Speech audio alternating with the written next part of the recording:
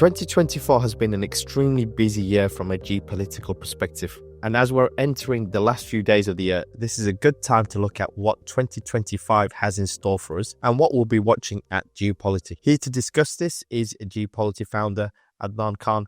How are you enjoying the last few days of 2024, Adnan? Yep, they've been pretty busy, but looking forward to 2025. Definitely. So I think let's begin with an extremely loaded question. You're going to like this.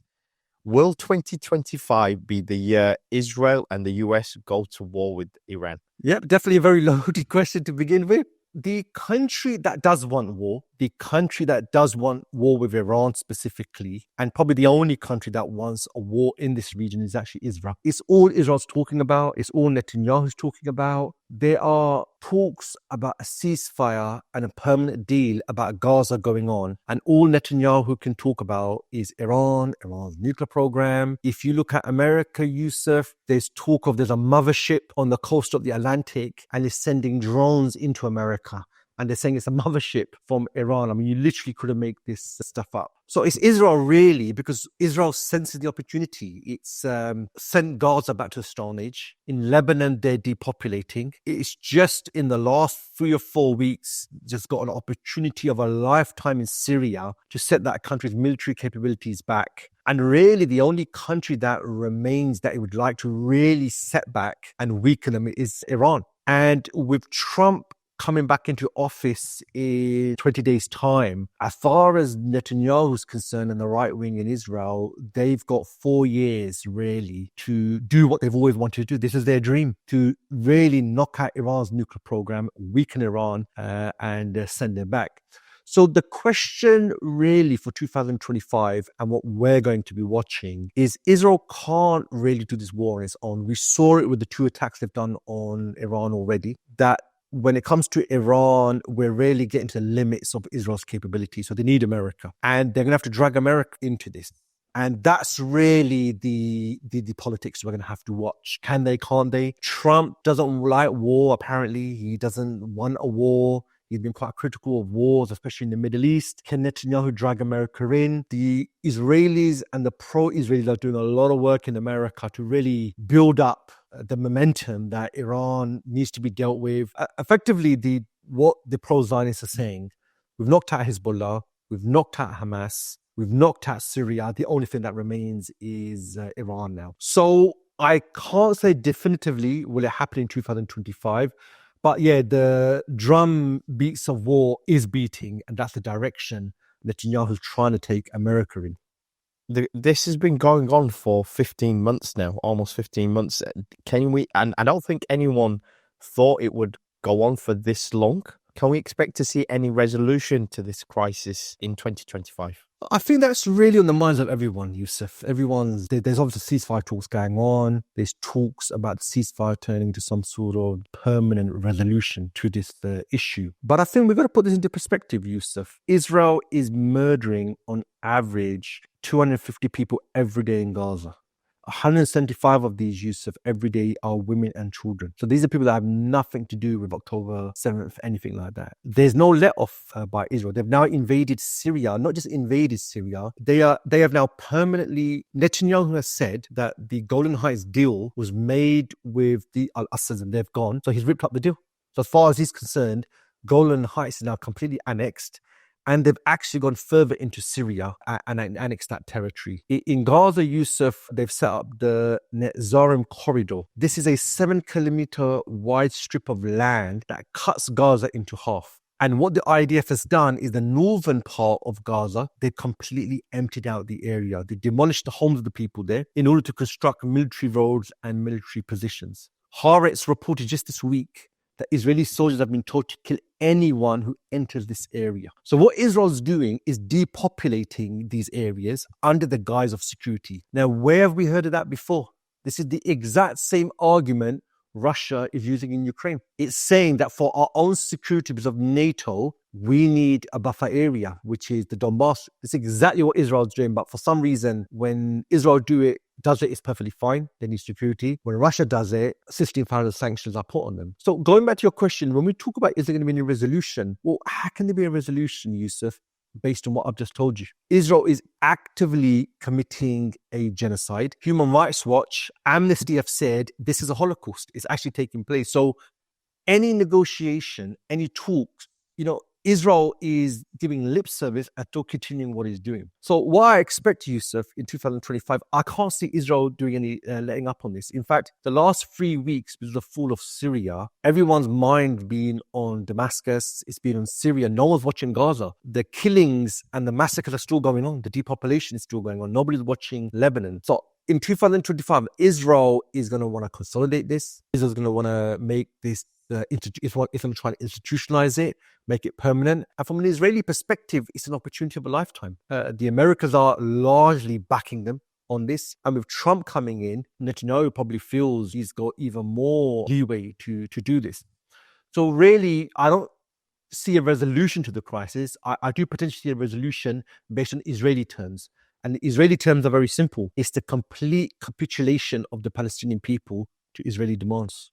I can see Trump being a common trend in this discussion. We'll get on to Trump in a moment. The next hot topic in the news is Syria. Abu Mohammed Jolani, he's gone from a former Al-Qaeda member to becoming a poster child for diversity and inclusivity. How do you see things playing out in Syria in 2025? So at the moment, Yusuf, we're only 3 weeks in. I think we're 2 weeks in when Bashar al-Assad fled. We're about 3 weeks in. So really, that is an extremely short time to really, a lot's happened in such a short span of time. So it's quite hard really to look at what will happen in 2025.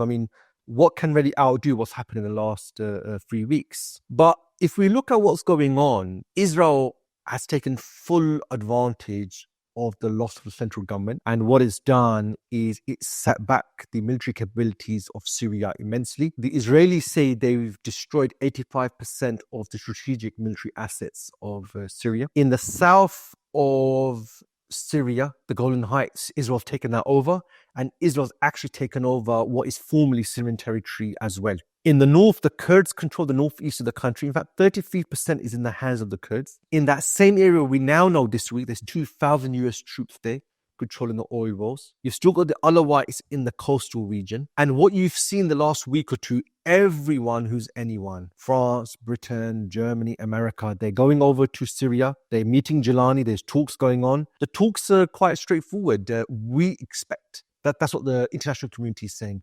We expect to see inclusivity, rule of law. We expect to see a representative government. So they're laying down what they expect to see. And Jolani hasn't actually said anything new. Jolani hasn't said anything out of the ordinary. In fact, Jolani seems to be largely saying, without saying it, that there's going to be there's going to be continuity rather than any major changes. So I think looking at 2025, I think the challenge Jolani has, or whoever the leadership would have been, your military is completely capitulated. Your economy in the country, 13, 14 years of war, you're starting from a very, very low place. So I think what you're really going to have is there's going to be a lot of demand from the West. You're going to see Israel trying to take more and more territory. And I think very quickly there's going to be a legitimacy question with the HTS government. Just finally on this, Yusuf, this week now, there's been a number of revelations from commanders who were involved in the conquest of Aleppo and the overthrow of Bashar al-Assad. And in both Haaretz and even the Financial Times, they reported that the groups that overthrew the regime in Damascus, they planned back in October to do this. So these are groups that were backed by Turkey and backed by America. So from October, they were planning to do this. And obviously it was executed in December a couple of weeks ago. What we also know is the groups that came from the north of the country, from Idlib, HTS and the other groups, they were managed by Turkey. Then you had groups from the south of Syria. This is the Free Syrian Army, the FSA.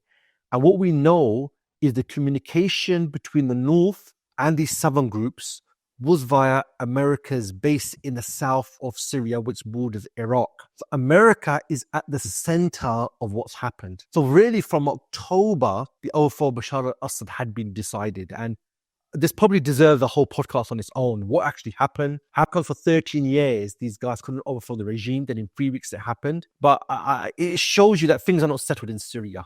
The country really is divided into 3 or 4 parts controlled by different factions who've got their own interests. They all want autonomy. So this is something we're definitely going to be watching. But yeah, 2025 doesn't necessarily bode well for Syria, although I think we can all agree that the overthrow of Bashar al-Assad was something that was definitely needed. One of the biggest things that's happening in the new year is Trump will be taking office on the 20th of January. What do you think his priorities will be? And do you think his second term will be much different to his first term? So already it's quite funny, before he's even taken office, already he's been putting out feelers, he's been making statements. He went to the reopening of Notre Dame in France. So already he's trying to put down his positions, what he plans to do. Probably the main thing that's coming out from Trump is he's now officially tariff man. He doesn't seem to think without tariffs in mind. So he's already threatened Panama, he's already threatening Germany, he's already threatening Mexico, that unless you export more to us or import more, unless you sell us more, expect tariffs. So already he's saying when he comes in, he's planning on putting 25% tariffs on most countries around the world. So this is Trump trying to deal with the trade imbalance. And this is exactly what he did when he first came in as well. The thing Trump doesn't talk a lot about is this project called Project 2025. This was his transition project drawn up by probably the most right-wing think tank in America, the Heritage Foundation. And in there, they talk about taking more powers away from the states and those powers coming to the White House, coming to the president. And we're seeing troubles here already. Trump is struggling to get some of his appointments passed by Congress. So already he's personally put forward for the defense post. He's not getting it. Tulsi Gabbard, who's supposed to be national security, the national intelligence head, there's question marks over her. So you're seeing this schism play out. Previously, so what happened was Trump, because he had no experience in office, he took the advice of other people, and a lot of mainstream candidates who got in the way of what his strategy was. This time around, he's handpicking his guys, and this is leading to conflict straight away with the deep state and with other factions within the country. That's definitely something that needs to be watched. But there's a lot of old stuff that's back again, the threats to other countries, America first, you're seeing a lot of that again. I think the new thing we definitely need to watch, which he hasn't spoken a lot about, but is playing out with these appointments, is his agenda really to change the internal dynamics of America. And although on geopolitics, we focus more on foreign policy and relations between countries, the certain domestic things do have an impact on your global position. So that's definitely something we're going to be watching. And what would you say are America's most strategic interests in 2025? So I would say 5, Yusuf. The most important is wealth distribution. America is a country where I think 10% of the population owns about 60-70% of the wealth. This is the fundamental cause for every problem in America. It's why people have lost confidence in politics. It's why people voted for a populist called Donald Trump. It's what's led to every problem America has. And the strategy Trump has to deal with this is largely, I'm going to cut taxes because they're too high, and tariffs. So he's not actually dealing with the underlying problem. And this is the fundamental strategic issue which affects everything in America. Number 2, I would say national debt, Yusuf. Trump doesn't even talk about the national debt. It's 34 trillion at the moment, more than the economy. In fact, the interest repayment every year is now $1 trillion. So there's $1 trillion that is not going to education, health, or infrastructure, but it's going on interest repayments. The reason why Donald Trump doesn't talk about this is one of the ways you do tax cuts is that's less revenues coming in, and you plug that hole by issuing more debt. So the national debt's only going to get worse, and it's going to impact America's position. Donald Trump has no strategy to do with it. Number 3, Yusuf, I would say demographics. In 2040, so we're a decade and a half away, the Caucasian white population of America will no longer be the majority of Americans. The majority of Americans will be non-white Caucasians. It will be Mexicans, it will be black people, it will be foreigners. And already this is leading to a lot of tension. This is why people are voting for Donald Trump. And Donald Trump has a strategy for this. That is deportations. His plan is if you're undocumented, if you've come abroad, if you've come into America and you don't have the documents, you are basically going to get deported. So he has a whole deportation strategy, which I think would cause even more social issues. Number 4 is technology. China, Yusuf, is really is far ahead when it comes to next generation technologies. That's why I'm not surprised America started a tech and economic war with China. But the problem here is the next generation technologies, China is just far ahead. So despite them doing tariffs, despite them doing restrictions on semiconductors, I'm not sure that actually addresses America's technological position. But That's going to have an impact, and let's see what Trump can come up with. And the final one I would say, number 5, Yusuf, is soft power. And I want to give you an example. About 2 weeks ago, Donald Trump tweeted, and he said that BRICS is talking about not using the dollar. And he basically threatened that if you don't use the dollar, if any country doesn't use the dollar, I'm going to sanction you. So let me put this into context. The superpower nation in the world who is more powerful than any country, it can't talk about what are the positives of using the dollar. It can't bring any statistics to show you how the dollar creates stability. It has to threaten you to use its currency. If I'm trading with you, Yusuf, we would probably use my currency or your currency. Why would we use a third currency? So this is where America's soft power is, that America's soft power is completely gone. Hollywood, freedom, the American dream is gone. Now they have to threaten you to shape your behavior. So for Trump, it's about economic nationalism. For Trump, it's about protectionism over globalization. And what this all shows is that apart from threats, America has nothing else to offer. So soft power is really gone. So these are the 5 strategic challenges I think America has. And if you know, as I mentioned, I can't see Trump even directly dealing with most of this. We all know Trump, he's got a bit of a loose tongue. He made a statement. He said that he could end the Ukraine war in 24 hours. Do you think he really can? So Trump is saying he wants to get a ceasefire deal. Once he's got that, he wants to end the war. Now, I think he can do that. But what he means and what we believe is ending the war are 2 completely different things. What Trump is saying is Russia's taken over 20% of the country. Let's just call it a day. Ukraine lost that part of their country, and that's the end of the war. Now, the Ukrainians won't see that as the end of a war. They will see that as a capitulation. That is what Trump's talking about. He's basically saying, I'm not going to give you any more money. We're not going to give you any more equipment. And you need to come to an agreement on to end the war. Now, how can Ukraine come to an agreement to end the war when they're in no position to even negotiate? And what this shows us, Yusuf, is Ukraine is really a proxy.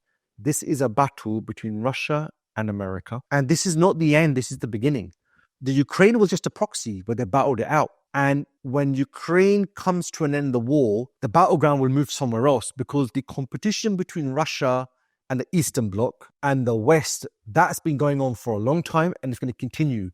The current battlefield was Ukraine. So whatever the outcome of Ukraine is, it's not the end of the underlying issue. That's why America doesn't have a problem just cutting their losses and running, because for them, this was just one part of a longer and a more broader battle. And I think this point's important because people are seeing the end of Ukraine as like a resolution to like a world war scenario. This isn't the case.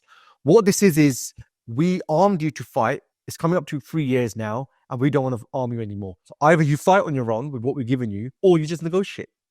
And how is Ukraine going to negotiate when you're actually losing? And what I thought was very telling, Yusuf, is last week, just before Christmas, the NATO head, he gave a speech. And in the speech, he basically said, I'm talking to you, the people of Europe, you people in Europe who are NATO countries. He said, you need to have a wartime mentality. And his point is stop looking at Ukraine. This is a long-term battle with Russia, and we need to get ready for it. He even said that you should accept cuts in healthcare and social security so that money can be invested in defense. So the long-term war with Russia has started. Ukraine is, unfortunately for the Ukrainian people, just one dot in that. So will it end in 24 hours? It can if this is what he means. But the ending of the war in Ukraine does not end what this war represented. It is the battle or the competition between Russia and America. It is crazy. We're already coming to the 3rd anniversary next month of Russia's invasion of Ukraine. And I get the point that you're making about the US and Ukraine was used as a proxy. But what I don't get is why isn't there much interest from the likes of the European countries? I mean, Ukraine is part of Europe. They obviously are wanting to oppose Russia, but it seems like there's not much interest to continue supporting Ukraine. Yeah, so Europe, Yusuf, they were in no position to lead on this effort when it started, because since the Cold War ended, they've been shrinking their military budgets. They've been shrinking their militaries. The British Army at the moment is smaller than the Revolutionary Guards in Iran. And the Revolutionary Guards aren't even the main army. They're the militia force, effectively. So Europe was in no position when this started. And as we've seen for the last nearly 3 years, when it comes to anything, tanks and fighter jets and logistics, they want America to take the lead. They want to work with America rather than they take the lead. So despite all the claims by Europe of however long it takes, their actions are not in sync with that statement. Their actions are completely opposite. Every weapon becomes a big debate and a big discussion. So even when it came to giving tanks to Ukraine, the Americans said that you European countries have got loads of our tanks, just give them out your stock. Like, it doesn't make sense for America to cross the Atlantic with loads of tanks. And what you find in the end, the Germans who've got the most tanks, the American tanks, they just didn't want to do it. Not because they couldn't, but they wanted America to lead on it. So this is why it was always going to come to this. The Europeans just are not invested in Ukraine and in the war the way potentially America is. However, this behavior by Europe, it's had unintended consequences. So if most of Europe, I think 45% of European gas was coming from Russia when the war started. 25%, a quarter of oil was coming from Russia. And I think nearly 50% of coal, which is still the main source for electricity, was coming from Russia. You now decided when Russia invaded Ukraine, we're going to cut our ties with you and go with America. So this is going to have an effect. It's going to have an effect because all your energy comes from this country and now you're at war with it, you're not going to get energy anymore. And that's why we're seeing problems across the board, especially Germany as well. In fact, the economies of Europe are a lot of them are in trouble, which is why you're seeing the rise of many right-wing leaders because of this underlying decision they made, which was to abandon Russia and join America. So they weren't invested in the war the way America was. They didn't want to take the lead. And despite these two things, they've completely messed up their own economies as well now. Moving on to America's chief opponent, China. China is now the world's leading innovator.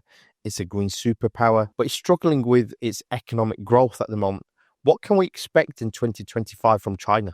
So it's been more than a decade, Yusuf. China has failed to deal with a very simple but fundamental problem, which is that its economic model is no longer viable. China had a very simple economic model, which turned it into a global industrial monster. It had an endless supply of workers, nearly 1 billion of them, and it was the cheapest place to produce anything. So China brought commodities, it brought energy, it brought metals and plastics.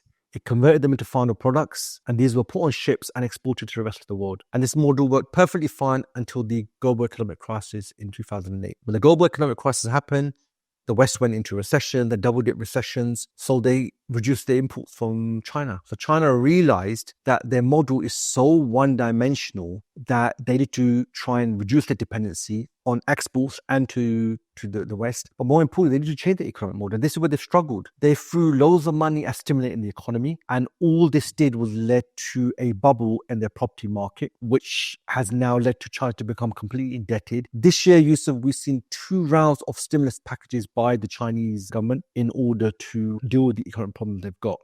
Now, in the long term, Yusuf, China looks good. China is developing technologically. China is ahead when it comes to green technology. But these technologies being the driving engine for their economy is still a decade away. So even though in the long term, China looks quite safe, in the short term, they've got massive problems. So I think in 2025, you're going to see more economic issues with this country, and you're going to see the government having to step in even more.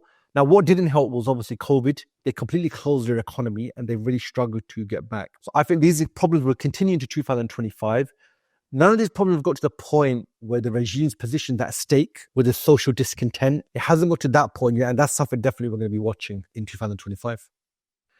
Do you think they will invade Taiwan? Yusuf, what is it with all these invasion questions today?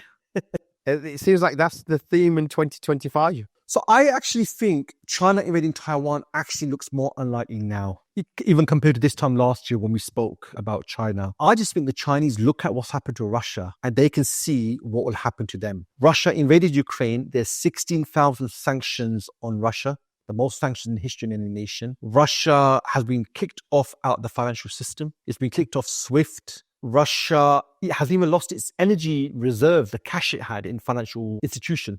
It's completely lost those. China is more dependent upon energy imports, and China is even more integrated into the global economy. China would be crippled if these sanctions happen to her. So I think it's even less likely. However, I think we've got to keep in mind that why is Taiwan such an issue for China? Taiwan is effectively the Israel of Asia. Like Israel acts as a forward base for the West in the Middle East, Taiwan is like Israel in the Far East in many ways. Obviously, you don't get Taiwanese Zionists. You don't get Taiwanese claiming indigenous rights, or they believe 2,000 years ago, we were given rights here. So what the West have done is they support Taiwan, they arm her in order for Taiwan to act as a forward base. So the Chinese claim is the Communist Party is the legitimate ruler over all of China. So Taiwan is a rebel province, which at some point we will forcefully integrate. So that's a different military operation. What that is China will have to carry out an amphibious assault. An amphibious assault is the most complex military operation. It's where you will have to traverse 120 odd miles over the sea, land on the beachheads in Taiwan, and go and occupy the country. They cannot do what Israel is doing, bomb the country back to the Stone Age, because they want to incorporate the country into mainland China. So what you're seeing here is a major operation over the sea, and you'd have to occupy. Now, Taiwan isn't like Gaza, where it has no military, where it has a militia force. Taiwan is a very, very developed military, has about 100,000 plus soldiers, has up-to-date military equipment. So there's no walk in the park. You have to keep in mind, Yusuf, China has not fought a war in the last 55 years. Bashar al-Assad's father, Hafiz al-Assad, was in power the last time China went to war, 55 years. So we hear all these stories of China's military progress, China's military development, and they're all true. How China will perform, we have no idea, because China's not fought a war. China hasn't even fought a war in the modern era. The last war, I think, was 1979 in Vietnam, and that was a completely different war with different capabilities. So I feel, Yusuf, in 2025, war is very unlikely. However, Taiwan had elections in 2024, and the anti-China party, the anti-reunification party, came to power. So I'm not sure how China can reunify Taiwan without the military option. Although economically Taiwan is integrated into China, politically it's not. So the only option really left is the military option. And the military option, as I mentioned, has a lot of issues. But more importantly and fundamentally, China cannot prosecute a war thinking it's fighting Taiwan. If they go for Taiwan, they are really fighting the American army, and that's what they got to prepare for. And that complicates this process even more. How do you see the tech war playing out in 2025 between China and the US? So the battle and competition between China and America is playing out in different spheres. We've just spoken about the military aspect. The main one we're obviously seeing is the economic war, and the key part of the economic war is the tech war. So we've seen the Biden administration, and then it began with the Trump administration before, where what they're doing is they've not just put tariffs on goods being exported to China, they're now restricting and outright banning the exports of certain technologies to China. So for example, the machines which are the size of buses that produce semiconductors, these lithography machines, laser machines. America banned the export of these to China. So this is like a central component really of the tech war. And in fact, semiconductors is probably the forefront of the tech battle between them. Now, this tech war's been going on really now for 8 years, and it's not really had the intended impact. It's not crippled the technological progress of China. It's not stopped them. In fact, we saw the new Huawei phone, the trifold one. They are using advanced chips in those phones. And it seems as though they bought up these advanced chips from other third countries. And we know that the next generation of technologies, quantum computing and sensors and all the other technologies, when it comes to the research, China is light years ahead of even America. So I think what will happen is when Trump comes in, they will expand the restrictions, I think, further onto every other technology and try and really restrict China getting access to these. In the long history of modern technology, we've had the Industrial Revolution. Prior to that, you had the West trying to learn how China makes silk. You had the rise of America, who stole a lot of British technology. So you find every attempt to restrict and monopolize technology, the complete opposite happened. So I think that we're going to be watching this obviously in 2025, but China is not a country at the early part of its development. China is someone who's poured a lot of money into research and development. And actually on the next generation technology, there's actually possibility that some of these technologies, China will monopolize the final products that come out. So the tech war isn't playing out the way America wants. And it's definitely something we're going to be watching in 2025. Let's move to a different country. So in the new year, it's likely that India will overtake Japan to become the world's fourth largest economy. What does this practically mean? So when China replaced Japan as the second largest economy. That was quite a unique time. So I think it was the early 2000s. It meant you've got to take this country seriously. It's an economic power. And India has replaced its former colony. It's overtaken France. And by overtaking Japan, it now means that really India has to be taken seriously. And what it practically means is, why should France and the UK be at the summits and the conferences talking about global issues when they are falling down the Premier League of Nations? India should really have more of a say on international issues. India should be taken more seriously compared to other countries because they are struggling economically and now they're moving down the economic Premier League table. So that's what it practically means. I'm not seeing India arguing this. However, it could be argued that if India is got the largest population in the world, if it's one of the largest economies in the world, it has nuclear weapons, then really it should have a say in global issues. And it could argue, why should lesser countries be at the table when actually they've got a bigger economy? So really, you're seeing another Asian nation make its presence felt on the world circuit. If you look at it, Yusuf, for the last 500 years, everything's been Western-centric. Technological development, global economic growth, even global demographic growth. But the last 20 years, we're seeing a lot of things the West dominated shifting to the East. Technology, economic growth, development. And what India does is this is just another country that's not from Europe. You could call it an Eastern nation. And there's an argument here that really maybe there needs to be different institutions to these Western-centric ones. So all of this has a massive impact really on the way the world is structured. And the current structure of the world, which is Western-centric, Western liberal order led by the West, is losing its intellectual argument because of how large the economies of the East are and their contribution really to the key areas that give you power as well. So definitely this will be another thing we're watching in 2025. As the Eastern economies develop, you're finding the Western economies are actually in turmoil. So, for example, Germany, Europe's largest economy, it had a bad year in 2024 with the collapse of its coalition government, which will require early elections in 2025. Why is Germany in so much trouble? And what does it actually mean for Europe? So fundamentally, Yusuf, it comes down to one very clear and simple thing. Although the politicians refuse to address this, they're blaming other issues. Germany, when Russia invaded Ukraine, it abandoned cheap Russian gas and it sided with America. And now they're paying the price for it. So industry requires energy. And Germany imports 100% of its gas and oil. And I think nearly 98% of its coal.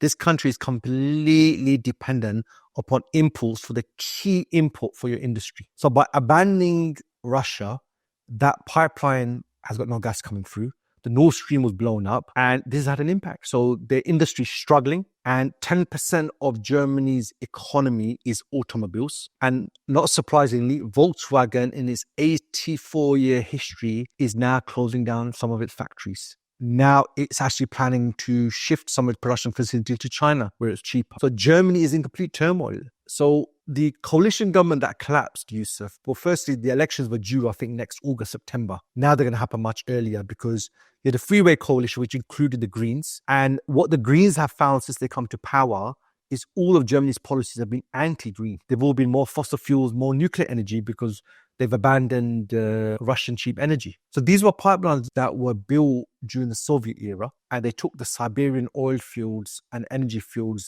all the way into Europe. The volumes Russia has been providing to Germany and Europe, no one country can replace that. So really, what we see in Germany is an act of self-destruction. And just this week, I was looking at the debates in Germany. They're trying to blame the fiscal policy, the taxation policy. It is quite clear is you don't have a regular supply of gas now. That's having a knock-on effect in your industry. As some of your brands, your global brands from this industry, they're struggling now. And these brands, they make up a significant part of your GDP. Also, keep in mind, 50% of the German economy, GDP, is based on exports. And it's exports of industrial goods. So really, Germany is in a massive problem and Germany is the guarantor of Europe. So if Germany is struggling internally, this will have a knock-on effect on Europe as well. And that's why it will be, so there's already been a vote of no confidence for the leader, Olaf Scholz. That's why they have to have elections now. I think the elections are due in February and it's going to be interesting how that's going to turn out because if they're going to be more of a shift to the right, that seems to be the trend really. in Europe at the moment. So definitely in 2025, we're going to be watching Germany, because in the past, when there's been great turmoil in Europe, it was because things that happened in Germany. So it's definitely something we're going to be watching, but it doesn't bode well for the future. Yeah, Germany is central to Europe and the EU. With Germany in this particular position, are we seeing the center ground breaking in Europe? Oh, absolutely. The center ground was, the pragmatic mainstream parties. In Germany, the party Olaf Scholz is from, it's been largely in power for the last 30, 40 years, sometimes in coalition. You look across in Holland, you look across in France, the center ground has dominated politics. But really the last 10 years, you're finding in France, Marine Le Pen's right-wing party now is getting into second rounds when it comes to the presidency. It would have been the largest party in parliament, but they managed to fight that by making coalition with the other parties. But what you've got, Yusuf, is we had European elections in July, and the centrist parties performed poorly because these are parties that were pragmatic as status quo. And people have had enough of status quo politics. They feel status quo politics, you take care of the rich, you maintain the status quo, and the status quo people have had enough of. So what people are doing is they're moving more and more to non-mainstream parties and non-orthodox parties and politicians. In fact, Macron himself, when he became president, he had only been in politics for about 3 to 5 years. He was a complete outsider. In Ukraine, you've got an actor who, funny enough, was the president in his drama, who became the leader. Geert Wilders should really be the leader of Holland. They managed to keep him out, even though his party is the ruling party in that country. So centrist politics is not dead purely because the leaders have been great. It's people have just had enough. They feel mainstream center politics really just doesn't listen to us. Therefore, we are turning to people who do listen to us and have views as us. And that's why it's not surprising that more and more countries are moving more and more to the right. Are we witnessing the death knell of the global rules-based order? We definitely are, Yusuf, but not necessarily for the reasons people think.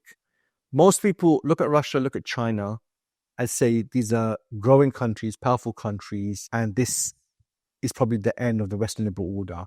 That is a factor. But the biggest knife that's been stuck in the back of the global liberal order has actually been the West itself. It's been the very creators of the liberal order. When Donald Trump is saying, forget globalization, it's about protectionism. When he's saying, forget the world, it's all about national interests. Well, what you're saying was the rules we set for the world, we're not going to live by them. When you've got a genocide playing out in front of you and you are threatening the International Criminal Court or the ICJ like a cartel would or like the mafia would, well, how can that order last when you are completely undermining it? So Donald Trump has done as much to destroy the global liberal order than Russia has. In fact, Russia and China really are a small dot when it comes to the global liberal order. The global liberal order really has been undermined by America itself, by its Iraq and Afghan invasions, where it lied about these, where it showed that it doesn't believe in the values of rule of law and justice and democracy the way they always presented. And that's why when Trump came in, he just had no problem ripping it out. So definitely, we're looking at the end of it. Now, what will replace it is interesting because China and Russia will say, we have a say. India will say, we have a say. After World War II, America was the last man standing. It could impose an order on the whole world. Now you have other countries. So this is definitely going to be a trend that we're going to be watching. I remember we did this podcast last year about what we're expecting in 2024, and we talked about it being the year of democracy because over 70 nations, more than half the world's population, were going to go to the polls and vote. Can 2024's new leaders deliver in 2025? Yeah, so you're right, Yusuf. Last year, I remember a lot of discussion. There was democracy's taken some big hits last few years, so there was hope.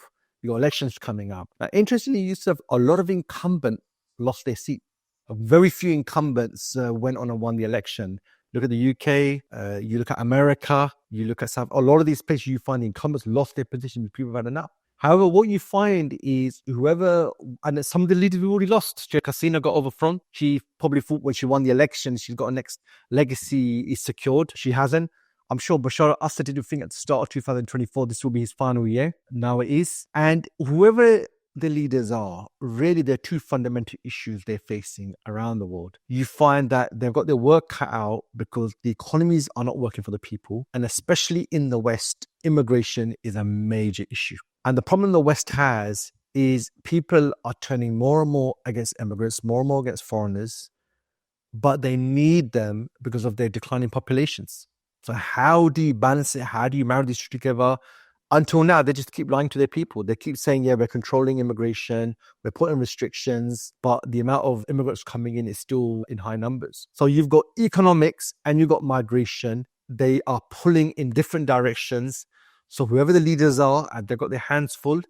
And I suspect we're going to see even bigger shift to the right, because I think most leaders would probably just make a decision that it's easier to pay lip service than actually do any of these things.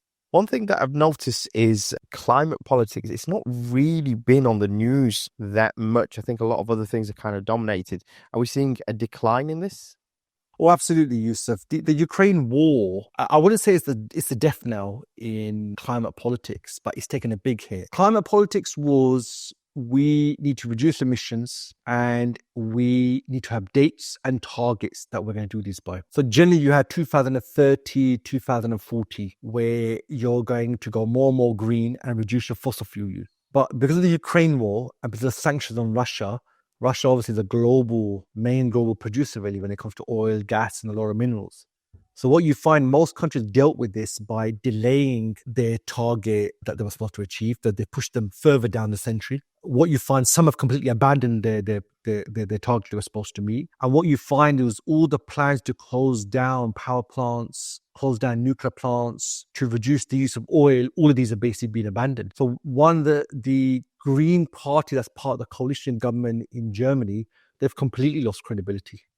It just sounds really unpractical. You need oil and gas for industry. And if you're going to say, talk about green and replace what we've got, Germany doesn't even have a regular supply of energy. So really, Ukraine is really the issue that has led to a big dent in climate politics. The emission target issues, I feel they were always questionable. They're very arbitrary, very random. By 2050, you have to have reduced your usage of a particular energy source, or you have to reduce your emission. These are largely arbitrary. And actually, a lot of countries are already paying lip service to it anyway. They would go to these COP summits, agree things, never really stick to them. What it also shows, Yusuf, is fossil fuel is the fuel of choice. It's the way the world's going to move ahead. So climate change, climate politics has taken a massive hit. Not really, I don't think it's completely gone, but it is taking a massive hit. So the life for fossil fuel has still got probably another 20, 30 years more in it compared to 2-3 years ago. Off the back of Bashar al-Assad and the revolution in Syria, do you think we'll see a return of the Arab Spring in 2025? So the region, the Middle East, Yusuf, is in a much worse position today than it was on the eve of the Arab Spring. So at the end of 2010, beginning 2011, you had the uprising start in Tunisia, spread to Egypt, Libya, came to Syria eventually as well. And you find the economic situation was bad. You find just the social situation was bad. And the governance just wasn't even in line with the people. What you find today, Yusuf, in the countries where the Arab Spring took place, things are even worse. And actually what's happened is the condition that led to the Arab Spring, they've actually spread to other countries. They've spread to Iran, Iraq, Lebanon's already collapsed. It's spread to Algeria, it's spread to Sudan, it's spread to Bangladesh, it's spread to Pakistan. Actually, what you're finding is the underlying issue that the system doesn't work for the people is spread to the broader Muslim world and even outside the Arab world as well. So Iran, for example, has got major internal issues, although its external position has been crippled to a large degree because the proxy groups have been completely destroyed. What you find in Iran has got significant internal issues, and a lot of this again is to do with the economy. It doesn't work for people. So will the Arab Spring return in 2025? The conditions that led to the original Arab Spring, they are still there and they are far worse today. So the Arab Spring should take place in 2025. If it doesn't, Yusuf, it will take place. It's a matter of when, not if. Because the conditions that led to the original Arab Spring, they are far worse today, and all the demands of the Arab Spring have not been met at all. So Syria is the first country where effectively the whole regime has been removed. So everyone's watching what this new regime is going to do. So we'll be watching this in 2025 as well. But the underlying conditions are all still there and far worse. So yes, the Arab Spring is due. Even if it doesn't happen this year, it is going to happen. With all this unrest, the rise of the far right, we just spoke about the Arab Spring potentially resurfacing in 2025, China, Taiwan. Do you think 2025 World War III will take place? All these war questions, Yusuf. Let's put this into perspective, Yusuf. Because of the Ukraine war and because of Taiwan, there's a lot more talk about World War III. Definitely, you just do a basic search. I find even my general reading, World War III is coming up a lot because of what we're seeing between Russia and the West. Now, the problem, Yusuf, we have is when the Cold War ended in 1991, you had America head and shoulders above everybody else. Soviet Union was no more. So great power competition ended at that point. You had America, the unipolar power. We went through the 2000s, then we went through the noughties and America went to Iraq and Afghanistan. But despite that, there was very little competition to America's position. What's happened now, 30 years on from the Cold War, 30 plus years, is great power competition is back. You have Russia, you have China, you have them both combined as a bloc trying to get other countries. So great power competition is what led to the wars in the past. Great power competition is back. We're seeing this play out in Europe. The border between Europe and Russia, Yusuf, has constantly changed over the last 500 years. And the latest, we're seeing it play out in Ukraine. In the Far East, America has built a containment line around China. You've got China expanding as well. So what we're seeing is this competition is playing out across various sectors. We've talked about the economic war going on between China and America and the West and the East. This is to do with sanctions, to do with energy, it's to do with tech restrictions. We're seeing the battle play out when it comes to technology. Who can develop more technology? Who can restrict the other? Can you restrict them getting the machines that make the technology? You're seeing it play out in the military sphere with nuclear expansion, missile expansion, hypersonic expansion.